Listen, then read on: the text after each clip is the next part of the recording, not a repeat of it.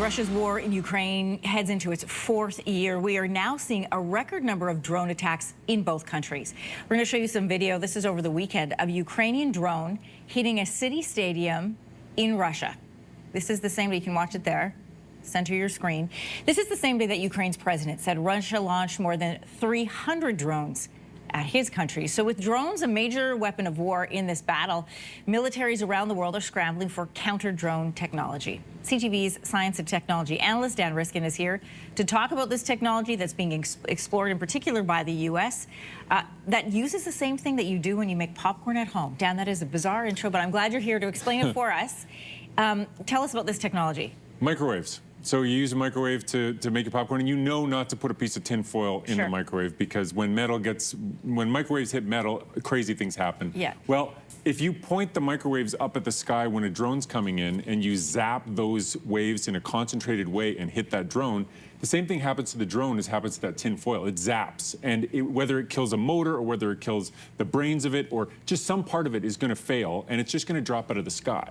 And so the U.S. is working on a technology where they have this great big plate that they point at the sky, and as drones come in, it can just zap them out of the sky like a microwave. It's called Leonidas, is that right? Yeah, Leonidas is the name of the current sort of leader in that technology, and that's one that has this huge contract from the U.S. government. It's been deployed in the Middle East and in the Pacific, and they're trying it out, and it seems to be working quite well. Obviously, they're looking for a new method because what they have right now isn't working. Can you explain to us what isn't working? And as you do that, we're going to show you, this is some viz of drone attacks in Israel and Iran. Right, so that is the machine that protects against these things. But right now, the technology is either something to block the control of the drone. So if the drone's being controlled by remote control, you know, if you can block that connection, you're in good shape because you can stop the drone from going where it wants to go. But as the drones improve, now they have, you know, built-in GPS, built-in vision. They can sort of finish the job on their own. And so even if you block that connection to the remote control, the drone might still finish what it's doing. Also,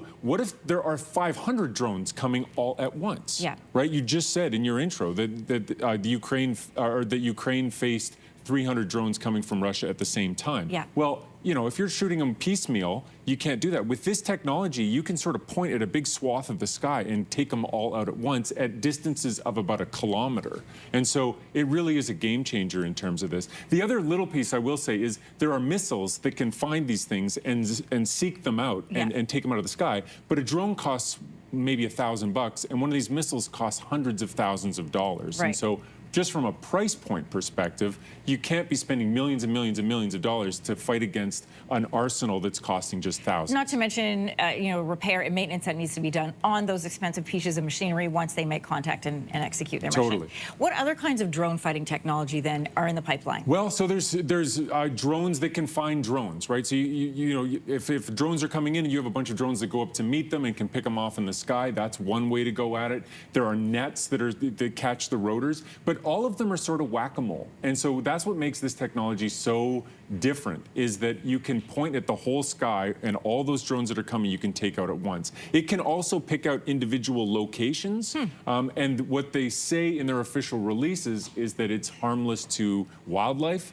I don't know that that's been proven in a way that's easy to see. But when you've got, you know, a war happening and you've got drones coming in, I mean, it is sort of terrifying. The idea, when you see that, you know, footage of it hitting an arena, that's one thing. But if that thing was coming for your house, what are you supposed to do? Right.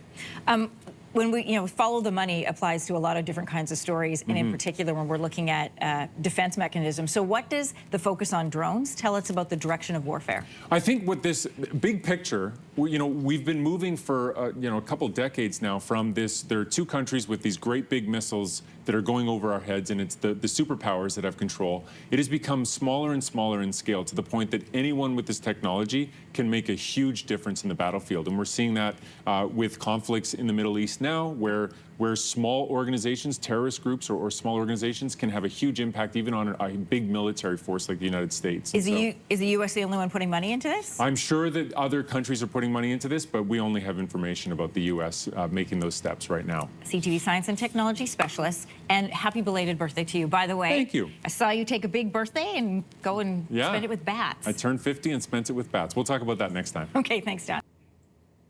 If you like that video, make sure to subscribe to the Your Morning YouTube feed, where you can find all kinds of new content posted every weekday morning.